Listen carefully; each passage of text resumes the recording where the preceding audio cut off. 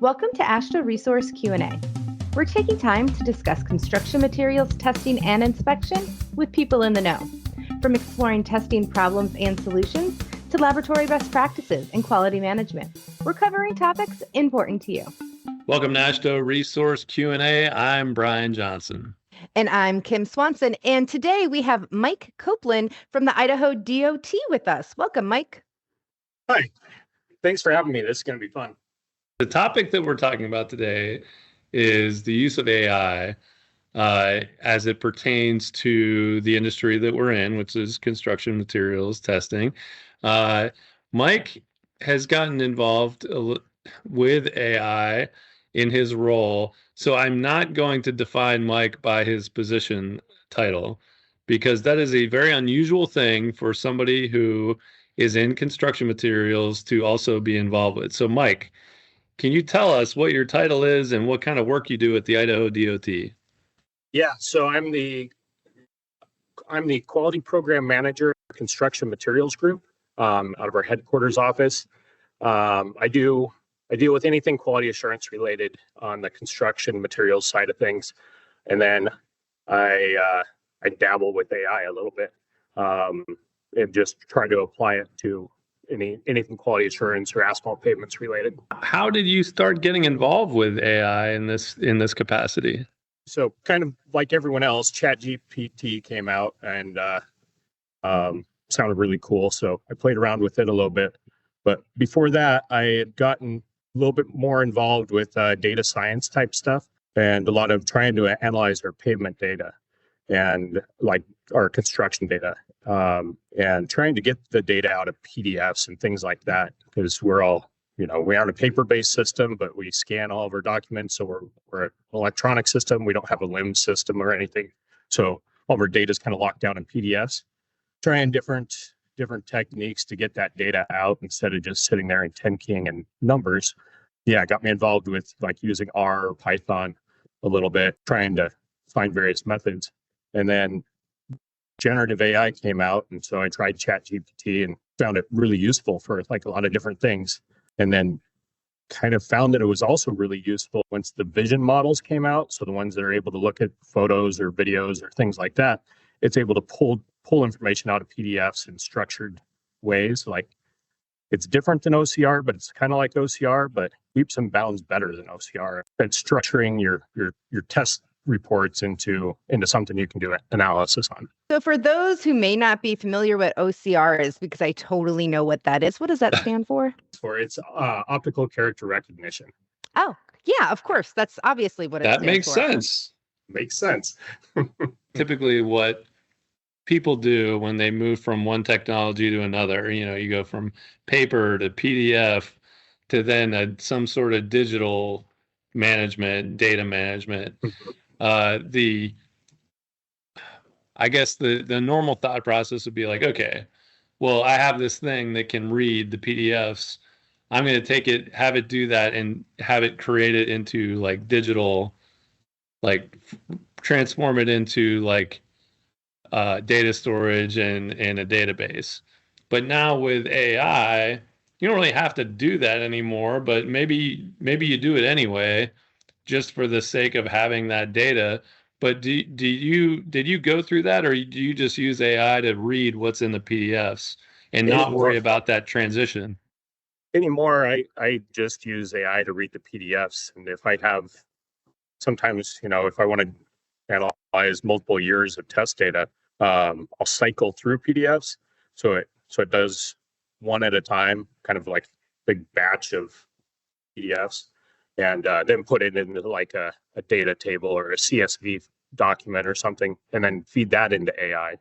But if it's just like a week's worth of production data, like for asphalt pavement, so you got all your test reports, you got your hot plant printouts, your 15-minute recordation, you got all your bill ladings, all your daily work reports, things like that. You can kind of just drag and drop it all into AI and just start asking questions, and it can start. It can look into things. I mean, AI. It's when I say AI, I mean like generative AI, large language models, ChatGPT, Gemini type things. They'll sometimes lie to you or make mistakes, do what's called hallucinate. So you got to fact check things. But generally, it does a pretty good job. So what would, in a situation like what you just described, what would be a typical question you might ask? Oh, it depends. If I want to extract out all of our, let's keep talking asphalt pavement test data. So we have source document requirements with like where everything has to be hand recorded onto a source document as the original source of record. And I would ask it to extract out all that data and perform the volumetric calculations or something like that. And it can definitely do that. Sometimes you have to test out your prompts. So your prompts are like the instructions that you're giving it. You have to test them out and try multiple times sometimes. But you can, especially in the last 6 months, as this keeps evolving, you can give it some pretty basic instructions, and pretty much any large language model will get it right off the first go for that kind of stuff. You're largely using this for extraction of data and information from test reports, or how else are you using this in testing? So I'm also like stress testing, or what I like to call like red teaming our quality assurance specifications, looking for weaknesses, doing the same thing with like test methods, or like, using it to clarify things, exploring ideas like one-off proofs of concepts, things like that too. All kinds of different stuff. I've been testing it out a little bit with like old dispute resolution claims and feeding it all the data to see like, okay, how would AI respond? And a lot of times it's pretty close to what like a DRB board does. So it's pretty interesting. I'm envisioning that compared to other DOTs and other in the testing world, that you're probably high on the adoption curve. Like you are, whatever that adoption curve would be for new technologies. Where do you think your peers at other DOTs are in adopting this kind of emerging technologies? I think, and I've talked to a lot of other DOTs about AI here in the last 6 months. It sounds like it's a full range. Like some people have never tried it. Some people have, maybe tried it once when it was first released and thought, this isn't anything special. And then there's a few that I think are probably using it all the time and maybe not talking about it. I think us as an industry need to talk about it more, and because there's so much potential here with like how we can apply it to our everyday work. I mean, it saves so much time. I don't know that there's a whole lot of adoption. Where do you think that would be the easiest for other DOTs and other people in your position? Like, what's the gateway, the gateway access to adopting this type of technology in testing and in quality and things like that? Yeah, that's funny that you asked that. I was actually just thinking about this yesterday because like I've been trying to get some of my coworkers using it more to help them. I got to thinking about it. I mean, we've all worked in this industry for a while. We probably all are a little familiar with, contract administration, especially us with DOTs. I was thinking about it yesterday that kind of the way that you use an LLM. Well, first off, you just got to go use it and mess around with it. But you use it like you interact with it like you would interact with a contractor, and that whole trust book verified thing, and then just think of your prompting as the specification. So you're writing the rules, and then you're guiding the output. So you have to know the subject. To at least that's what I find is I kind of have to know the subject to really successfully use AI. Otherwise, it's going to hallucinate and make things up, and you aren't going to know. But if you know the subject, it could really speed things up for you. Yeah, I know one of the things that people have been kicking around lately is using AI as I don't know if the word replacement is right, but a tool for replacing the physical testing of materials or specimens. What would you say about that, Mike? So the other day, just in an afternoon, I was messing around with AI trying to and some gyratory data, and I was trying to see if there is a way to take some of the subjectivity out of GMB testing, the SSD part of GMB testing for asphalt pucks, and had AI help me write a Python script that then did a multilinear where I kind of selected the variables that I thought might have the impact, and from all the other testing, so like T308, 166, GMM testing, and gradation, things like that, and see if I could come close to predicting the bulk specific gravity without doing bulk specific gravity testing, and used AI to write a script to scrape all of our central lab data for the last 5 years, and then parse out the same thing with AI, used it to pull out all of our gyratory data and just kind of had this big data set, all from one laboratory, multiple gyratories though, and was able to build this model that was able to predict within the D2S precision. And that would have been within lab. But then I started comparing it to other labs, and you could see the different gyratories. These aren't companion samples or anything like that, but you could see the different gyratories, how they flex differently or whatever, how they compact differently. You'd see the differences between the models, but it was all within, I don't remember the number off the top of my head, but around 99% confidence that the measured GMF or GMB would be within the 0.007, if I remember right, of the predicted GMB without doing GMB testing.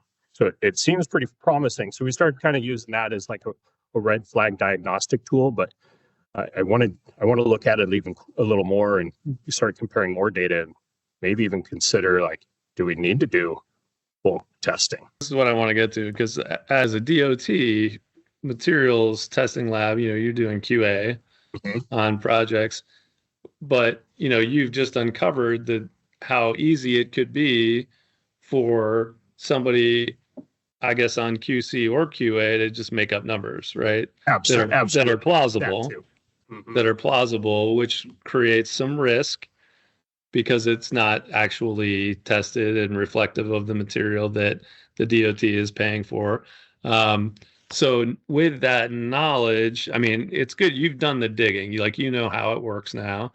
And so you're in a good position to be able to explain the concerns and the risks that there might be of somebody doing that. So with that, what do you do? What do you do with this information you have now? I've been exploring risks a lot, and I think I'm of the opinion right now that our whole quality assurance system is it's out of date. It's got weaknesses. So it's all built kind of around a paper system that we've adapted to as we moved into the digital age. But as we moved into the digital age, now we have like CSV files, or we have phylograph files with an ASTM formatter. We got standards, and even we got some encryption, but playing around with AI, I've found that pretty much any of those you can sidestep, any security features, and pretty much game any quality assurance practice that deals with data. AI, it's not inherently good, it's not inherently bad, but if you give it technical instructions, give you the output. If you prompt AI right, you can get instructions. You can modify test results without changing any of the metadata, things like that. It's kind of scary. So I think we need to just rethink our whole quality assurance practice now that we're dealing with AI. Mm-hmm. Yeah, I kind of wonder about that with the proficiency samples as well. Because, I mean, if somebody just imported all of the rounds that we have available and say, what answer would give me a satisfactory rating for all of these, I am sure that there are some numbers that would probably work. So it's going to be harder for us to tell if people are doing that. But the only thing that I would caution people against is one of the reasons why we have the proficiency samples is it eliminates the need for more on-site assessments, because it's like a check in between. So if you want to have us go to annual on-site assessments, then go ahead and cheat. And that's probably where it's going to go, is more on-site assessments, because then we can't rely upon the results from these checks done through the proficiency samples. So there, things are going to change as people are using these or misusing these tools. Other systems are going to have to adapt to account for that. And if we're not getting the quality that we're looking for, things are going to change. So what are some things when you've been thinking about all this risk, Mike? What are some things you're thinking Idaho DOT might have to do to account for some of this? As we move into this world of AI, I've been trying to come up with some of those kind of answers too. Or in the past with quality assurance, at least in Idaho, and I think most other DOTs, we always focus on chain of custody. Chain of custody is a big thing, like material sample security, things like that. And I think we need to consider data security too. Like, do we have chain of custody on from the source to right now on this data? And if we don't, then we shouldn't be trusting the data. Stealing information is like a really big risk, like in cybersecurity. But data polluting is another big risk that was recently, I guess not really that recently identified, but it's been identified as like being a big risk and a growing risk. And I think that holds true to quality assurance and in our industry as well. Is did the data change? Were those results adjusted or anything like that? And there's ways to identify it. I mean, you start looking for patterns or you increase your independent verification. There's definitely things we can use AI to help prevent the potential fraud with AI, but I mean, it's changing so rapidly. Every week there's new AI models released that or new updates happening that by the time I think it's like a continuous improvement process. We got to be on our toes and be kind of agile in the way that we're approaching this. It's a great thing. Like when you're talking about rebuilding your quality program, I mean, how nice is it? Like for when I think about our accreditation program, if you're a new lab coming in, you could use AI to help you write your policies and procedures, and there's really nothing wrong with that. You can eliminate some simple errors and get something that's 80% there, and then all you have to do is go in and make it your, kind of customize it to make it yours, and there's nothing wrong with that, right? But if you if you don't do that extra 20%, then you're probably going to have some problems because things aren't going to make any sense. But it can get you there, and I of course I could see a situation where we eventually use it to help with audits too, right? And that could save a lot of time too and be more efficient and perhaps improve the standardization, eliminate some of the subjectivity with audits. So like there's a lot of good things that can come out of this on all fronts, right? But we just have to figure out how we can use it. Were there any other ways you were thinking of using AI as a tool at the DOT? I built a tool and then wrote like a report on it. And the whole time it took me was like 5 hours. And this was a couple of weeks ago. And just like an afternoon, I kind of timed myself just to see how long this was going to take. But I made a tool so we have our asphalt testing source document sheets with all the handwritten data on it. And I made a tool that's a drag and drop tool because there's a lot of testing information on there that goes into it like an Excel spreadsheet. It's a drag and drop tool that you snap an image of the handwritten dirty sheet, upload it into this app, and then the app fills out the Excel file and saves it for you. And so automatically, so you don't have to do data entry. Oh, that's great. Then you go through and you make sure all the numbers transitioned right. But 95% of the time it's right, or it's really obvious when it's not right. So instead of like transposing numbers, AI doesn't transpose numbers. It might drop a decimal, or it might just skip over that field, but it's not going to transpose a number. So the errors are easier to catch than typical data entry errors you normally see. And it saves so much time. I mean, it takes 10 seconds to fill out a form from a source document instead of whatever, 30 minutes, 30 minutes. Wow. Yeah, that's great. Because then it's like you do that, you invested the 5 hours, and now you're saving time forever after that, right?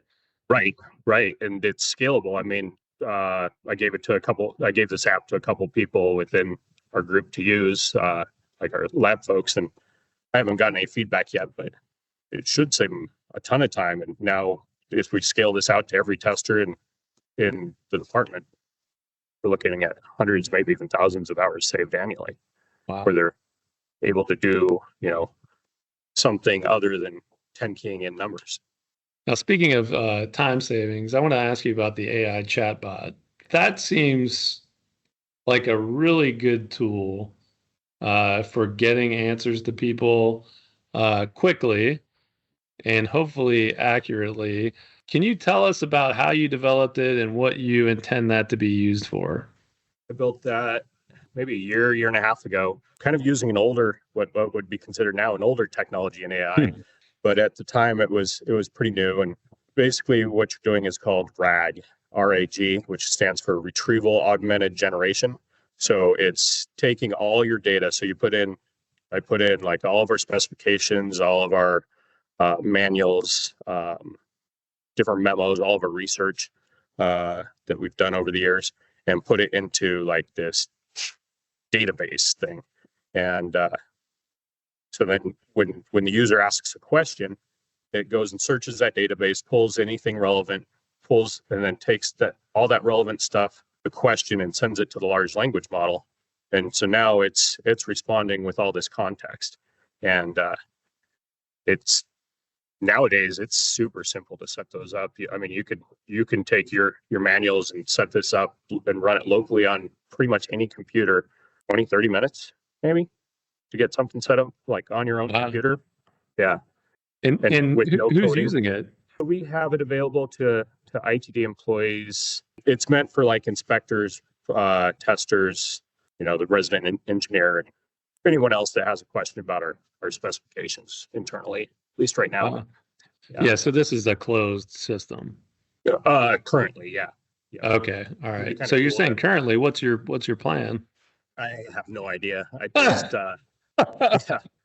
I could see where it could be beneficial for all kinds, industry, contractors and our consultants and stuff too. Having like reasonable parameters to look at for data, or being able to save time on data entry, or just there's a lot of good, useful things, and being able to ask about your standards, like your state methods on something. Hey, what's that again? What does it say? How long do I do this for? And boom, you got an answer. I think that's really handy. One of the really cool things about that chatbot, we have a lot of different manuals. And as we were testing out the chatbot and using it, asking questions, we noticed, well, that's not right. But then it would cite something in a manual that conflicted with another manual, and made it really clear, like, okay, here's where we have conflicts in our current published documents. That's kind of been an unintended benefit of the whole thing. That would be tremendous for AASHTO standards to use, like, because we do have, you're talking about bulk specific gravity and rice and all these, and there are all these, like, let's say an oven or a balance, these pieces of equipment that are used in multiple standards. Wouldn't it be nice to say, like, is it the same balance, or what can I use this balance for, which test methods, and see, and all of a sudden you can kind of figure things out a lot faster than if you were pouring through all of these documents on your own. Okay, so we're talking about standards now, so I'm going to ask you another one that is tricky. How do you deal with concerns about copyright, intellectual property, and personal information when you're using an AI chatbot or any of these AI tools? I've tried using models downloaded locally, like on my computer. They're pretty good. Obviously, at that point, all my data is localized to my computer, so there's no PII risks or anything like that. Right. Like ChatGPT or Gemini or any of the others that are out there. I really pay attention to the terms of use and how they're going to use my data, or if they're going to use my data. Yep. And generally, the models that I'm using, which are a lot of the different models, they have opt-out options, or they won't use your data if you use a certain platform. I make sure that I don't use a model or a site that's hosting a model that's going to be using data for training. One of the things that came to my head when, Mike, you were saying it's identifying, like, the unintended benefit of identifying some discrepancies between your materials, or like the manuals and standards and practices, is that I think that would be very interesting for like the AASHTO or ASTM method versus the states that have their own methods for something, and to see really what's the difference and what is it not? Because I feel like there's a lot of times states are using their own methods when it's really not that different or not different at all from AASHTO or ASTM. We've got all these different standards development organizations, including all the DOTs. And if you could dump all those state methods in and say, write a standard that incorporates all these requirements, or give me a document that incorporates all of these requirements, and maybe it highlights the differences, and then you ask that, let's say it's Idaho, say, Idaho, do you really care that much about, like I'll pick some arbitrary thing that we were talking about today in one of my team meetings, which was the length of a spoon, which is an insane thing to specify. A really clear, like it has to be this many inches long. Is it okay if it's this, like if there was something like that, it's like, okay, how married are you to that length of the spoon? Are you okay getting rid of this and just getting along with everybody else and just saying, we don't need to do this? Well, you could probably identify those things a lot more quickly. Mike, do you happen to have the chat bot available on your computer right now that we could ask some questions? Oh, we get to see it. Yes, for those watching on YouTube, wow, you are going to have an experience. We're going to actually see the answers so you don't have to listen to it. So shameless plug to go over to YouTube so you can see these. Does this chatbot have access to your like project data? No, not project data. Oh, not project. Okay, I can't ask this question then. I was going to ask it about something on pavements in Idaho. Does it know anything about, like, if you were to ask it how many miles of asphalt pavement need to be repaved in 2028 in Idaho, would it be able to answer that? I don't know. Let's find out. Couldn't answer that either, but can I show you a tool that can? Yeah. Okay, how many miles of asphalt pavement need to be repaved in 2028 in Idaho? Okay, I'm adding use your search tool to find out. Okay. Seems like it helps it to remember that it's able to use tools when I do that. So now it's going to search the web because it's probably is available on our website. A lot of times I look through the thinking that, like as I'm prompting, because I use these interactively, kind of back and forth with the AI. I find that if I look at the thinking or the reasoning of the model, it'll let me go back, or it'll help me find holes in my prompt, and then I can go back and edit my prompt. I guess after it's done running, it'll let me go back and edit my prompt and like rerun it, so I can fix my prompt and try different things and plug the holes so that it gives me exactly what I'm looking for. Oh, okay. I've also heard that if you ask it, like ChatGPT or something like that, is like act as a prompt designer. How would you ask this or how would you ask that? Like, and that can help you narrow down your prompts for that. If you just like ask them to act as a prompt designer, then it will help you formulate your prompts better. Absolutely. That works really well. Wow. So here we go. We got our answer, 151.4 miles approximately, with individual projects that need to happen and what needs to be done to it. Lots of seal coats going on in Idaho, it looks like. It's citing its sources. Let's check out what it's citing. Yeah, 2025 to FY 2031 ITIP. That's very cool. So went out and found that. That's pretty cool. Yeah, that's a good one. I can't believe it was able to be that exact. There's a few tools and stuff that I think would be useful to share with people. So like the other day, we were looking at some split sample comparison testing, trying to figure out why the difference between labs. And I wanted to look at the gyratory data a little bit closer. So instead of like trying to plot out gyratory data, I made a drag and drop tool that you select a gyratory file and they'll plot it out. Angle, pressure, moment. And I have another version somewhere that like you can do multiple gyratory files. So I was able to just like create these cool visuals that then I screenshot and put into like my write up on, okay, this is why the difference in the test results, because the gyratories are compacting differently. But Wow. it's just like a drag and drop tool that I needed once, but now it's pretty handy. You can do this all day long. And this took like 10 minutes to build. Wow. That's really cool. And you're using, like, it's one of the concerns that I have just as a member of the public is when you were talking about like the possibility of that people might not actually perform the testing and just use AI to give you answers of like, yeah, this is probably what it will be about. Even if it's really accurate, that just like kind of frightens me. Like there's not someone actually testing it. But if this is just taking the data from the test or the results from the test and giving you a different way to look at it and interpret it, that I love. But when you were talking about, you know, like it's guessing like what this is, it's really accurate. I'm like, oh, that seems really not great. But again, I don't really know anything. That just is like me being scared of, you know, a bridge falling or something. I don't know, like that kind of stuff. Can we go back to your in-house one for a minute? So I guess these models, they're able to pull information that you've given them, but they aren't necessarily storing their own information. Correct. Yeah, it doesn't. This tool, it doesn't go out and search the internet or anything like that.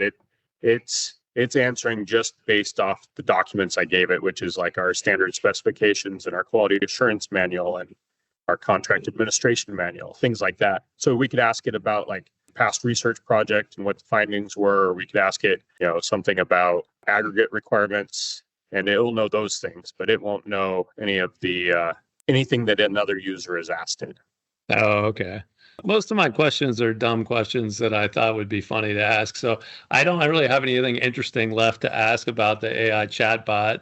Now that you've started using all these tools, I imagine that you have had interest. Well, I don't know how many people know about what you've been doing, but are you getting questions from other DOTs, from other departments within the state government of Idaho, like, hey, can you help us with this? Can you tell us what you did? Are you being inundated with a lot of these kind of questions now? Not a ton. I've definitely talked to other DOTs around the country and some university research groups, like how I'm using AI, and because they're like, how do we get into this? I'm like, just use it. But yeah, there's definitely been a lot of conversations with different groups, which has been really fun because like I share what I'm doing, and it's really interesting to hear what they're doing because I mean, I'm no expert. I'm treading water and drinking from the fire hose, and this changing every single day. It's always good to hear like, okay, how are you using it? What are you using it for? And what's successful for you?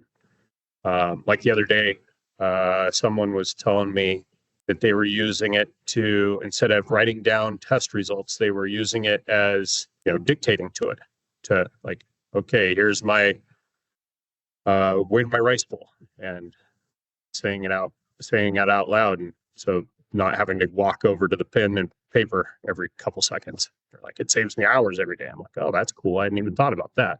Yeah, it's good to have conversations with people and see how they're using it and share what you're doing or what they're doing. It's also new. Absolutely. And we are going to be seeing you soon at the AASHTO Committee on Materials and Pavements meeting in Hartford, Connecticut. And I think we're going to be talking more about this. And hopefully we can find out if there are any other people like you in your position at the other states that are also messing around with this, and see if we can start to get some best practices together and maybe even talk about it at the next AASHTO Resource Technical Exchange. I believe that you are going to be having a conversation with Bob Lutz of our office about potentially doing that. Hopefully we can get something going. And I think that would be a really interesting topic for everybody there. So for those of you out there who listen to this, who also attend the technical exchange, that might be a good session in Kentucky in 2026. So stay tuned for that. And Kim, any last questions? No last questions, but I'm going to start the plug early for the 2026 AASHTO Resource Technical Exchange, which will be March 9th through 12th in Louisville. Kentucky. And we're having a virtual technical exchange November 5th and 6th. They're both half-day events, and there'll be more information on our website about both of those events at ashtoresource.org/events. Here's your quality quick tip of the day. A common problem with QMS documents and records is that they're out of date. It may help to enter due dates and automatic reminders into calendars to help keep you organized, on time, and in compliance. You can learn more by going to the Re-University section of our website and check out The Road to Developing an Effective QMS articles for more information on this topic. All right, thanks. And Mike, thank you so much for your time today. Good luck with all your future meddling with the databases and figuring out new AI tools. I have a feeling that all of the time that you're investing now is going to pay off for a lot of people moving forward very soon. Yeah, this has been fun. Thanks for having me. Thanks for listening to AASHTO Resource Q&A.